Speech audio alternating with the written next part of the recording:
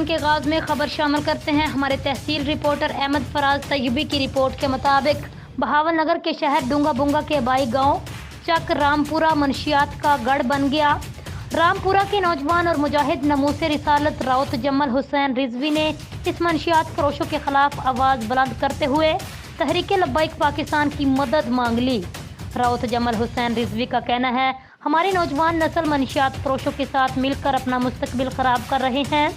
ہماری آنے والی نسلوں کو بھی اس گندی بیماری میں ملوث کریں گے، لہٰذا ہم تمام اسلامی اداروں بالخصوص تحریک لبیک پاکستان کے نامزد عہدیداروں PP 240 کے امیر ڈاکٹر راؤ ندیم اور صدیق گیٹ سے ناظم اعلیٰ PP 240 محترم جناب سرفراز اشرف جویہ سے درخواست کرتے ہیں منشیات فروشوں کے خلاف قدم اٹھائے اور ہمارے پیارے گاؤں چک رامپورہ کے نوجوانوں کو گندی مرض سے بچائے۔ اب تک کے لیے اتنا ہی، مزید خبروں کے لیے آپ دیکھتے رہیے PN نیوز۔